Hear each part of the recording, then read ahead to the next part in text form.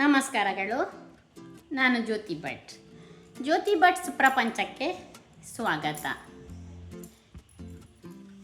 ನಾನು ಇವತ್ತು ಒಂದು ವಿಷಯದ ಬಗ್ಗೆ ಮಾತನಾಡುವ ಅಂದ್ಕೊಂಡಿದ್ದೇನೆ. ಈಗ ವರಿ ತಿಂಗಳುಗಳು ಬಂತು. ಜನವರಿ, ಫೆಬ್ರವರಿ, ಮಾರ್ಚ್. ಈ ತಿಂಗಳುಗಳು ಪರೀಕ್ಷಾ ಕಾಲ. ಬಿಸಿ ಎಲ್ಲರಿಗೂ ಬಿಸಿ. ವಿದ್ಯಾರ್ಥಿಗಳಿಗೆ ಅವರಿಗೆ ಬಿಸಿ, ವಿದ್ಯಾರ್ಥಿಗಳ ತಂದೆ ತಾಯಿಗೆ ಅದರಿಂದ ಹೆಚ್ಚು ಬಿಸಿ, ಟೀಚರಿನವರಿಗೆ ಬಿಸಿಯೋ ಬಿಸಿ. ಈ ಬಿಸಿಗಳು ಯಾವ ರೀತಿ ಮಕ್ಕಳ ಮೇಲೆ, ಮನೆಯವರ ಮೇಲೆ, ಶಾಲೆಗಳ ಮೇಲೆ ಪ್ರಭಾವ ಬೀರುತ್ತದೆ ಎಂಬುದರ ಬಗ್ಗೆ ಮಾತನಾಡೋಣ. ಬಿಸಿ ಎಂಬುದು ಬಿಸಿ ಅಂತ ಹೇಳುವ ಇಂಗ್ಲೀಷ್ ಶಬ್ದವೂ ಸರಿ, ಬಿಸಿ ತಾಪವೇರುವುದು ಅಂತ ಹೇಳುವ ಶಬ್ದವೂ ಸರಿ. ಎರಡು ರೀತಿಯಲ್ಲಿಯೂ ಬಿಸಿ ಆಗಿರುವ ತಿಂಗಳುಗಳು ಜನವರಿ, ಫೆಬ್ರವರಿ, ಮಾರ್ಚ್ ಮುಕ್ತಾಯ ಮತ್ತು ಏಪ್ರಿಲಿನಲ್ಲಿ ಸಾಧಾರಣ 1ನೇ ತರಗತಿಯಿಂದ 10ನೇ ತರಗತಿವರೆಗೆ, ಹಾಗೆ PUC, ಸೆಕೆಂಡ್ PUC ಸಾಧಾರಣ ಈ ಪರೀಕ್ಷೆಯ ಕಾವು ಈ ಕ್ಲಾಸುಗಳಿಗೆ ಹೆಚ್ಚು. ಅದರ ನಂತರ ಪದವಿ ಮತ್ತು ಇಂಜಿನಿಯರಿಂಗ್, ಮೆಡಿಕಲ್ ಇಂಥದ್ದು ಬೇರೆ ಪದವಿ ಲೆವೆಲಿನ ವಿದ್ಯಾಭ್ಯಾಸದಲ್ಲಿ ಈ ಪರೀಕ್ಷೆಯ ಕಾವು ಇದೆ, ಆದರೆ ಅದು ಇಡೀ ವಾತಾವರಣವನ್ನೇ ಬಿಸಿ ಮಾಡುವಷ್ಟು ಇರುವುದಿಲ್ಲ. ಹಾಗಿದ್ದರೆ ಈ ತರಗತಿಗಳ ಪರೀಕ್ಷೆಗಳಿಗೆ ಅಷ್ಟೂ ಒಂದು ಪ್ರಾಧಾನ್ಯತೆ ಕೊಡಬೇಕೇ? ಈ ಪ್ರಾಧಾನ್ಯತೆಯಿಂದಾಗಿ ಆಗುವಂತಹ ಅನಾಹುತಗಳು ಅಥವಾ ಅನುಕೂಲಗಳು ಏನು? ಈ ಬಗ್ಗೆ ನಾವು ಯೋಚನೆ ಮಾಡಿದಾಗ ನೋಡಿ, 1ನೇ ತರಗತಿಯಿಂದ 7ನೇ ತರಗತಿವರೆಗೆ ವಿದ್ಯಾರ್ಥಿಗಳು ಬರೇ ಒಂದು ಓದುವ ಯಂತ್ರಗಳು ಆಗಿರುವ ಅವಶ್ಯಕತೆ ಇಲ್ಲ, ಅಥವಾ ಅದು ಸರಿಯೂ ಅಲ್ಲ. ಆ ಸಮಯದಲ್ಲಿ ಮಕ್ಕಳ ಒಂದು ವ್ಯಕ್ತಿತ್ವ ಬೆಳವಣಿಗೆ ಆಗುವಂತಹ ಸಮಯ.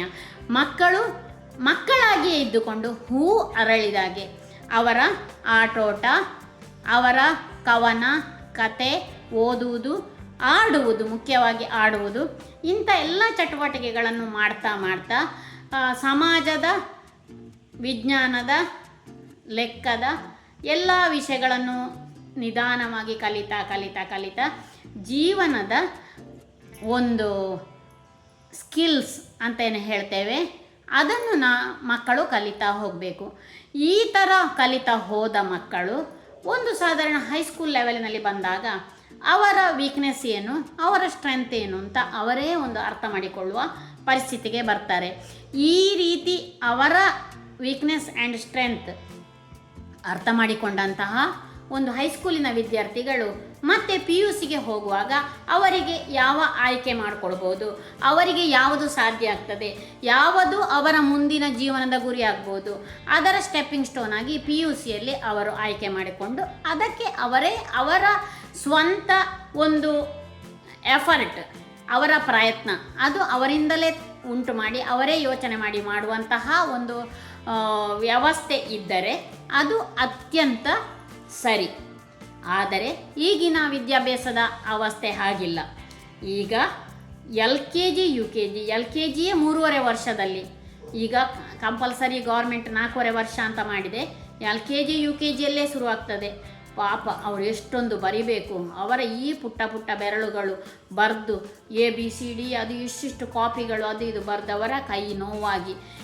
ದೀಸ್ ಆರ್ ಆಲ್ ಆ್ಯಕ್ಚುಲಿ ಆ ಸಣ್ಣ ಪುಟ್ಟ ಮಗುವಿಗೆ ಸ್ಟ್ರೆಸ್ ಉಂಟು ಮಾಡುವಂತಹ ಒಂದು ಪ್ರಕ್ರಿಯೆಯಾಗಿ LKG, UKGಯಿಂದಲೇ ಶುರುವಾಗಿ ನಂತರ 1ನೇ, 2ನೇ, 3ನೇ ಆ ಥರ 7ನೇ ತರಗತಿ ತನಕ ಅವರು ವಿಧವಾದ ಬೇರೆ ಜೀವನ ಮೌಲ್ಯಗಳನ್ನು, ಜೀವನ ಕಲೆಗಳನ್ನು ಕಲಿಯುವಂಥ ಸಂದರ್ಭದಲ್ಲಿ ಈ ವಿದ್ಯಾಭ್ಯಾಸ ಹೊರೆಯನ್ನು ತಲೆಯ ಮೇಲೆ ಇಟ್ಟುಕೊಂಡು ಪರದಾಡುವಂತಹ ಪರಿಸ್ಥಿತಿ ಈಗಿನ ಈ ನಮ್ಮ ವಿದ್ಯಾಭ್ಯಾಸದ ಕ್ರಮದಲ್ಲಿ ಉಂಟಾಗಿದೆ.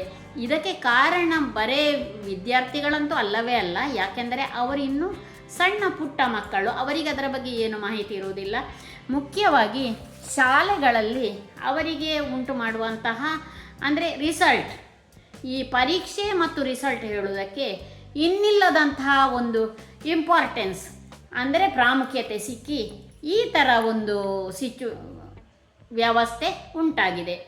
ಹಾಗಾಗಿ 1ನೇ ತರಗತಿಯಿಂದಲೇ ಒಂದು ಮಗು ಶಾಲೆಗೆ ಹೋಗಲು ಶುರು ಮಾಡಿದ ಕೂಡಲೇ ಸಾಯಂಕಾಲದ ಹೊತ್ತಲ್ಲಿ ಅವನು ಆಡುವ ಹೊತ್ತಲ್ಲಿ ಅವನಷ್ಟಕ್ಕೆ ಅವನ ತಲೆ ಅವನ ಮೆದುಳು ವಿಕಾಸವಾಗುವಂಥ ಹೊತ್ತಲ್ಲಿ ಈ ಟ್ಯೂಷನ್ ಹೇಳುವ ಒಂದು ಮಹಾಮಾರಿಯೊಳಗೆ ಸಿಕ್ಕಿ ಬೀಳ್ತಾನೆ. ಈ ಸಣ್ಣ ಮಗು ಅಂತಹ ಒಂದು ವ್ಯವಸ್ಥೆ, ಬೆಳಿಗ್ಗೆ ಏಳುವುದು, ಹೊರಡುವುದು, ಶಾಲೆಗೆ ಹೋಗೋದು, ಶಾಲೆಯಲ್ಲಿಯೂ ಏನು ಅಂಥ ಒಂದು ಈಗ ಮೊದಲಿನ ಹಾಗೆ ಮಗುವಿಗೆ ಅದರದ್ದೇ ಸ್ವಂತ ಅಭಿವ್ಯಕ್ತಿಯನ್ನು ವ್ಯಕ್ತಪಡಿಸುವಂಥ ಅವಕಾಶಗಳು ತುಂಬ ಕಡಿಮೆ. ಅವರ ಒಂದು ಸ್ಟ್ರಕ್ಚರ್ಡ್ ಸಿಸ್ಟಮಿನಲ್ಲಿ ಅವರ ಕ್ಲಾಸುಗಳು, ಅವರ ಆ್ಯಕ್ಟಿವಿಟೀಸ್ ಇರ್ತದೆ, ಬಟ್ ಇಟ್ ಈಸ್ ಸ್ಟ್ರಕ್ಚರ್ಡ್. ಹಾಗಾಗಿ ಒಂದು ವಿದ್ಯಾರ್ಥಿ ಆ ವಿದ್ಯಾರ್ಥಿಗೆ ಬೇಕಾದಂತೆ ಅವರ ಒಂದು ವ್ಯವಸ್ಥೆಗಳನ್ನು ಮಾಡಲು ಸಾಧ್ಯವಾಗುವುದಿಲ್ಲ. ಪುನಃ ಮನೆಗೆ ಬಂದ ಮೇಲೆ ಮತ್ತೆ ಪುನಃ ಸಣ್ಣ ಕ್ಲಾಸಿನಿಂದಲೇ ಈ ಟ್ಯೂಷನ್ ಅಂತ ಹೇಳುವ ಒಂದು ಮಹಾಮಾರಿಯೊಳಗೆ ಸಿಕ್ಕಿಬಿದ್ದು ಈ ಮಗು ವರ್ಷ 1ನೇ 2ನೇ 3ನೇ ಆಗ್ತಾ 7ನೇ ಕ್ಲಾಸಿಗಾಗುವಾಗ ಒಂಥರ ಯಾಂತ್ರಿಕವಾಗಿ ಶಾಲೆ, ಟ್ಯೂಷನ್, ಮತ್ತು ಒಂದಷ್ಟು ಹೊತ್ತು ರಿಲ್ಯಾಕ್ಸ್, ಮತ್ತು ಪುನಃ ಶಾಲೆ, tuition, relax. They don't have their own presentation, ಅಂದರೆ ಅವರು ಹೇಗಿರಬೇಕು ಅಂತೇಳಿ ಅವರಿಗೆ ಗೊತ್ತಿಲ್ಲ. ಇಂಥ ಸಿಚುವೇಶನ್ಗಳಲ್ಲಿ ಸಿಕ್ಕಿ ಬೀಳ್ತಾರೆ. ಹೀಗೆ ಸಿಕ್ಕಿ ಬೀಳಲು ಮುಖ್ಯವಾಗಿ ವ್ಯವಸ್ಥೆ ಕಾರಣ. ಯಾಕೆಂದರೆ ಇನ್ನಿಲ್ಲದ ಇಂಪಾರ್ಟೆನ್ಸ್ ಪರೀಕ್ಷೆ ಮಾತ್ರ ಅಲ್ಲ, ಅದರಲ್ಲಿ ಸಿಗುವ ಮಾರ್ಕಿಗೆ. ಸಣ್ಣ ಕ್ಲಾಸ್ನಲ್ಲಿ 1ನೇ 2ನೇ 3ನೇ ಎಷ್ಟು ಮಾರ್ಕ್ ಸಿಕ್ಕಿದರೆ ವಾಟ್ ಇಟ್ ಮ್ಯಾಟರ್ಸ್. ಆ್ಯಕ್ಚುಲಿ ತಂದೆ ತಾಯಿಯರಿಗೆ ನಾನು ಪುನಃ ಹೇಳುವಂತಹ ಕಿವಿ ಮಾತು ಏನಂತ ಹೇಳಿದರೆ, ಆ್ಯಕ್ಚುಲಿ 1ನೇ ಕ್ಲಾಸ್ 2ನೇ ಕ್ಲಾಸ್ 5ನೇ ಕ್ಲಾಸ್ 6ನೇ ಕ್ಲಾಸ್ 7ನೇ ಕ್ಲಾಸ್ ತನಕ ಕೂಡ ಮಗುವಿಗೆ ಯಾವುದೇ ವಿಷಯದ ಬಗ್ಗೆ ಒಂದು ಕಲಿಯಲು ಆಸಕ್ತಿ ಇದೆಯೇ, ಅದಕ್ಕೆ ಶಾಲೆಯಲ್ಲಿ ಹೇಳಿದಂಥ ಕೆಲಸ ಮಾಡಲು ಒಂದು ಇಂಟ್ರೆಸ್ಟ್ನಲ್ಲಿ ತೊಡಗಿಸಿಕೊಳ್ಳುವ ಎಂದು ಅನಿಸುತ್ತದೆ ಅಂಥದನ್ನು ಅಬ್ಸರ್ವ್ ಮಾಡಿ ಅದಕ್ಕೆ ಸ್ವಲ್ಪ ಪ್ರೋತ್ಸಾಹ ಕೊಟ್ಟು ಅವರು ಅದರಲ್ಲಿ ಸ್ವಲ್ಪ ತೊಡಗಿಸಿಕೊಳ್ಳುವಂತೆ ಮಾಡುವುದು ಅತ್ಯಂತ ಮುಖ್ಯ. ಪರೀಕ್ಷೆಗಳಿಗೆ ಮಾರ್ಕು ತೆಗೆಯುವುದಕ್ಕಿಂತ ಹೆಚ್ಚು. ಅಂದರೆ ಕೆಲವರಿಗೆ 1-2 ಮಕ್ಕಳು, ಆ ಮಕ್ಕಳನ್ನು ಅತಿ ಬುದ್ಧಿವಂತರು ಮಾಡುವಂತಹ ಒಂದು ಬರದಲ್ಲಿ ಆ ಮಗುವಿಗೆ ಬೇಡದ ಪ್ರೆಷರ್ 1ನೇ 2ನೇ ಕ್ಲಾಸಿನಿಂದಲೇ ಶುರುವಾಗುತ್ತದೆ. ಇದು ಅತ್ಯಂತ ದೊಡ್ಡ ಸಮಾಜದ ದುರಂತ. ಯಾವುದೇ ಒಂದು ತಂದೆ ತಾಯಿ ಯಾಕೆ ಅಷ್ಟು ಒಂದು ಮಗುವಿನ ಒಂದು ಶಾಲಾ ವಿದ್ಯಾಭ್ಯಾಸದ ಬಗ್ಗೆ ಅಷ್ಟು ಪ್ರೆಷರ್ ಕೊಡಬೇಕು, ಅದು ಯಾಕೆ ಅರ್ಥ ಆಗುವುದಿಲ್ಲ. ಅವರ ಮಗುವಿನ ಅಮೂಲ್ಯವಾದ ಬಾಲ್ಯವನ್ನು ಹಾಳು ಮಾಡುವಷ್ಟು ಪ್ರೆಷರ್ ಯಾಕೆ ಕೊಡಬೇಕು. ಆ ಮಗುವಿನ ಪರೀಕ್ಷೆಯ ಬಗ್ಗೆ, ಆ ಮಗುವಿಗೆ 1-2ನೇ ಕ್ಲಾಸಲ್ಲಿರುವ ಮಕ್ಕಳ ಪರೀಕ್ಷೆ ಅಂದರೆ ತಂದೆ ತಾಯಿ ಮುಖ್ಯವಾಗಿ ಮನೆಯಲ್ಲಿರೋ ಹೌಸ್ ವೈಫ್ ತಾಯಿ ಅದರಂತೂ ತುಂಬ ಇಂಪಾರ್ಟೆನ್ಸ್ ಕೊಡ್ತಾರೆ. ಅವರನ್ನು ಓದಿಸುವುದು, ಅವರನ್ನು ಬರೆಸುವುದು, ಅವರಿಗೆ ಉತ್ತಲೇಖನ ಕೊಡುವುದು, ಅವರ ನೋಟ್ಸನ್ನು ಓದುವುದು, ಇವರ ದೊಡ್ಡಕ್ಕೆ ಓದಿ ಹೇಳುವುದು, ಅವರು ಪುನಃ ಕೇಳಿಕೊಳ್ಳುವುದು, ಅದನ್ನು ಪುನಃ ಪ್ರತಿ ಒಂದು ಕ್ವಶನನ್ನು ಆ ವಿದ್ಯಾರ್ಥಿ ಹತ್ರ ಹೇಳಿಸುವುದು. 1ನೇ 2ನೇಯಲ್ಲೆಲ್ಲ ಬೇಕಾ ಇದು? ಇದೆಲ್ಲ ತುಂಬ ಒಂಥರ ಆ ನಮೂನೆ 1ನೇ 2ನೇ 3ನೇ ಕ್ಲಾಸ್ಗಳಲ್ಲಿ ತಾಯಿ ತಂದೆಯರು ಅಷ್ಟು ಒಂದು ಪರೀಕ್ಷೆಗಳಿಗೆ ಎಕ್ಸಾಮಿಗೆ ಇಂಪಾರ್ಟೆನ್ಸ್ ಕೊಟ್ಟು ಅಷ್ಟು ಅವರಿಗೆ ಆ ನಮೂನೆಯ ಅದಕ್ಕೆ ಪ್ರಿಪೇರ್ ಆಗಬೇಕು ಅಂತ ಹೇಳುವ ಒಂದು ಸಂದೇಶವನ್ನು ಕೊಟ್ಟರೆ, ಮತ್ತು 4, 5, 6, 7ರಲ್ಲಿ ಅವರು ಅವರಷ್ಟಕ್ಕೆ ಅಷ್ಟು ಇಂಪಾರ್ಟೆನ್ಸ್ ಕೊಟ್ಟು ಅದಕ್ಕೆ ಪ್ರೆಷರ್ ತಗೊಳ್ಳಿಕ್ಕೆ ಶುರು ಮಾಡ್ತಾರೆ. ಈ ಥರ ಹೆಚ್ಚು ಪ್ರೆಷರ್ ತಗೊಂಡ ಅಭ್ಯಾಸ ಆದ ವಿದ್ಯಾರ್ಥಿ 8, 9, 10 ಮತ್ತು 11, 12ರಲ್ಲಿ ಅವರಿಗೆ ವಿದ್ಯಾಭ್ಯಾಸ ತುಂಬ ಸ್ಟ್ರೆಸ್ಫುಲ್ ಆಗಿರ್ತದೆ. ಅವರು ಒಂದು 5 ಮಾರ್ಕಿನ ಒಂದು ಕ್ವಶನಿಗೆ ಉತ್ತರವನ್ನು ಬರೀಲಿಕ್ಕೆ ಅವರೊಂದು 10 ನಿಮಿಷ ಅದಕ್ಕೆ ಒಂದು 5 ಸರ್ತಿ ಓದಬೇಕಾಗೋದು, 10 ಸರ್ತಿ ಓದಬೇಕಾಗೋದು. ಅಂದರೆ ಒಂದು ಅಕ್ಷರ ಕೂಡ ತಪ್ಪಾಗಬಾರ್ದು. ನೋಟ್ಸಲ್ಲಿ ಹೇಗೆ ಕೊಟ್ಟಿದ್ದಾರೋ ಅದೇ ರೀತಿ ಇರಬೇಕು. ಅವರು ಸ್ವಂತ ಆಲೋಚನೆ ಮಾಡಲಿಕ್ಕೆ ಹೋಗೋದಿಲ್ಲ, ಅದಲ್ಲಿ ಇರುವ ಹಾಗೆ ಇಲ್ಲಿ ಬರ್ತದೋ ಇಲ್ವೋ, ಹಾಗೆ ಬರೋದಿಲ್ಲ ಕೆಲವೊಮ್ಮೆ. ಆಗ ಪುನಃ ಕಲಿಯುವುದು, ಪುನಃ ಸ್ಟಡಿ ಮಾಡೋದು, ಪುನಃ ಬರೆಯುವುದು. ದ್ಯಾಟ್ ಸ್ಟೂಡೆಂಟ್ ಅಂದರೆ ಹೈಸ್ಕೂಲ್ ಲೆವೆಲಿನ ವಿದ್ಯಾರ್ಥಿ ಆ ಮಾರ್ಕಿನ ಹಿಂದೆ ಬಿದ್ದು ಶರೀರಕ್ಕೆ ಮನಸ್ಸಿಗೆ ಹೆಚ್ಚು ಒಂದು ಒತ್ತಡವನ್ನು ತೆಕ್ಕೊಂಡು ಅದವರಿಗೆ ಅವರ ಜೀವನಕ್ಕೆ ಹಾರ್ಶ್ ಇಫೆಕ್ಟ್, ನೆಗೆಟಿವ್ ಇಫೆಕ್ಟ್ ಆಗುವ ಚಾನ್ಸಸ್ ಉಂಟು. ನಾವು ಪೇರೆಂಟ್ಸ್ ಈಗಿರುವ ವಿಷಯದ ಬಗ್ಗೆ ತುಂಬ ಜಾಗ್ರತೆ ಮಾಡಬೇಕು. ಸಣ್ಣದಿರುವಾಗ 1, 2, 3, 4ರಲ್ಲಿ ಸ್ವಲ್ಪ ಆಟಾಡ್ತಾ ಅವರು ಕಲೀಲಿಕ್ಕೆ ನಾವು ಸಹಾಯ ಮಾಡುವ. ಅವರು ಕಲಿಬೇಕು ಸರಿ, ಓದಬೇಕು ಸರಿ, ಹಾಗೆಂತೇಳಿ ಯಾರ ಜೊತೆನೂ ಒಂದು ಸರ್ತಿಯೂ ತಪ್ಪಿ ಕೂಡ ಮಗುವಿನ ಪರೀಕ್ಷೆ ಉಂಟು, ಮಗುವಿಗೆ ಅಷ್ಟು ಮಾರ್ಕ್ ಬಂದಿದೆ, ಮಗು ಆ ಕ್ಲಾಸಲ್ಲಿ ಫಸ್ಟು ಅಂಥದ್ದನ್ನು ವಿಷಯವನ್ನು ಡಿಸ್ಕಸ್ ಮಾಡಬಾರ್ದು. ನಾನು ಅದನ್ನು ಸ್ವತಃ ಅನುಭವಿಸಿ ನೋಡಿದ್ದೇನೆ. ನಾನು ಯಾವತ್ತಾದರೂ ನನ್ನ ಮಕ್ಕಳಿಗೆ ನಾನು ಆ ಥರ ಪರೀಕ್ಷೆಯ ಬಗ್ಗೆ ಯಾರ ಹತ್ರವೂ ನಾನು ಡಿಸ್ಕಸ್ ಮಾಡೋದಿಲ್ಲ. ಅದು ರಾಂಗ್, ಅದು ತಪ್ಪು. ನಾನು ಅದನ್ನು ನಿಮಗೆ ಒಂದು ಪೇರೆಂಟ್ಸ್ನವರಿಗೆ ಹೇಳುವ ಅಂತ ಹೇಳಿಕೊಂಡು ಈ ಪರ್ಟಿಕ್ಯುಲರ್ ವಿಡಿಯೋವನ್ನು ಮಾಡಿದ್ದು. ಸಣ್ಣ, ನಾನೀಗ ಪುನಃ ಹೇಳ್ತಾ ಇದ್ದೇನೆ, 1ನೇ ಕ್ಲಾಸಿನಿಂದ 5ರ ತನಕ ಸ್ವಲ್ಪ ಲೀಜರಾಗಿ ಕಲಿಸ್ತಾ ಅವರಿಗೆ ಸ್ವಲ್ಪ ಒಂದೆರಡು ತಪ್ಪಾಗಲಿ ತೊಂದರೆ ಇಲ್ಲ, ಏನಾಗುವುದಿಲ್ಲ. ಸಣ್ಣ ಕ್ಲಾಸ್ಗಳಲ್ಲಿ ಕಲಿತಾ ಅವರಿಗೆ ಕಲಿಯುವ ಆಸಕ್ತಿ ಬೆಳೆಯುವ ಹಾಗೆ ಮಾಡುವುದು ಒಳ್ಳೆಯದು. ಅದರಲ್ಲಿರುವ ಈ ಅವರ ಪಠ್ಯಗಳಲ್ಲಿರುವ ಇಂಟ್ರೆಸ್ಟಿಂಗ್ ವಿಷಯಗಳನ್ನು ಸ್ವಲ್ಪ ಎಕ್ಸ್ಪ್ಲೇನ್ ಮಾಡಿ ಹೇಳೋದು, ಆಗ ಅವರು ಕಿವಿ ಕೊಟ್ಟು ಕೇಳುವ ಹಾಗೆ ಮಾಡೋದು, ಅಂಥದ್ದೆಲ್ಲ ಮಾಡ್ಬೋದು. ಹಾಗೆಂತ ಹೇಳಿಕೊಂಡು ಕ್ವಶ್ಚನ್ ಆ್ಯಂಡ್ ಆನ್ಸರನ್ನು ಬಾಯಿಪಾಠ ಹೇಳಿಸುವುದು ತಪ್ಪು. ಅದು ಅದರಲ್ಲಿ 100ಕ್ಕೆ 100 ಬರದಿದ್ದರೂ ತೊಂದರೆ ಇಲ್ಲ. ಒಂದು ಕ್ವಶ್ಚನ ಅವನದ್ದೇ ಆಲೋಚನೆಯಲ್ಲಿ ಬರ್ದ 2ನೇ ಕ್ಲಾಸ್ 3ನೇ ಕ್ಲಾಸ್ನಲ್ಲಿ, ಅವನಿಗೆ 5 ಮಾರ್ಕಿನಲ್ಲಿ 3 ಮಾರ್ಕ್ ಬಂತು, ತೊಂದರೆ ಇಲ್ಲ, ಅದೇನಾಗುವುದಿಲ್ಲ.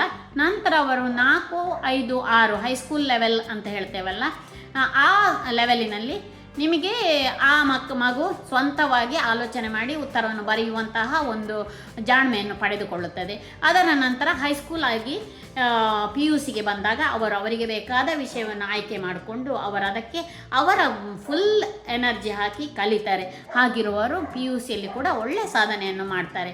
ಹೀಗೆ ಯಾವುದೇ ಮಗುವನ್ನು ಅವರ ಸಣ್ಣ ವಯಸ್ಸಿನಿಂದ ಅವರ ಬೆಳವಣಿಗೆಯ ಪ್ರಾಯಕ್ಕೆ ತಕ್ಕಂತೆ ಅವರಿಗೆ ಈ ಪರೀಕ್ಷೆ ಒತ್ತಡಗಳನ್ನು ಕೊಡುತ್ತಾ ಅದನ್ನು ಹೇಗೆ ಮ್ಯಾನೇಜ್ ಮಾಡೋದು ಅಂತ ಹೇಳುವುದನ್ನು ಮಾಡಲು ನಾವು ಪೇರೆಂಟ್ಸ್ನವರು ಮುಖ್ಯವಾಗಿ ದೊಡ್ಡ ಸಹಾಯವನ್ನು ಮಾಡಬೇಕು. ಅದರ ಬಗ್ಗೆ ನಾವು ತಿಳುವಳಿಕೆಯನ್ನು ಹೊಂದಿರುವವರಾದರೆ ನಮಗೆ ಇದನ್ನು ಹ್ಯಾಂಡಲ್ ಮಾಡ್ಬೋದು. ಹಾಗೆಯೇ ಶಾಲೆಗಳಲ್ಲಿ ಮತ್ತು ಈಗ ಪ್ರೈವೇಟ್ ಶಾಲೆಗಳೆಲ್ಲ ಇರೋದು, ಮೊದಲಿನಾಗೆ ಗೌರ್ಮೆಂಟ್ ಶಾಲೆ ಎಷ್ಟು ಜಾಲಿ. ನಾವೆಲ್ಲ ಸಣ್ಣದಿರುವಾಗ 7ನೇ ಕ್ಲಾಸ್ ತನಕದ ನಮ್ಮ ಒಂದು ಮೆಮೊರಿ ಎಂತೆಲ್ಲ ಇತ್ತಲ್ಲಿ.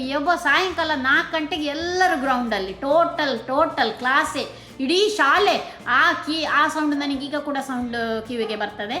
ಆ ಮಕ್ಕಳು ಎಂತ ಆಟ ಆಡಿ ಇಡೀ ಮೈ ಬೆವರು ಬಿಸಿ ಆ ಒಂದು ನಮ್ಮ ರಾಷ್ಟ್ರಗೀತೆ ಹಾಡುವಾಗ ಇಡೀ ಮೈ ಬಿಸಿಯಲ್ಲಿ ನಡಗ್ತಿತ್ತು. ಅಂದರೆ ಅಷ್ಟು ಒಂದು ಉಲ್ಲಾಸ ಇತ್ತು.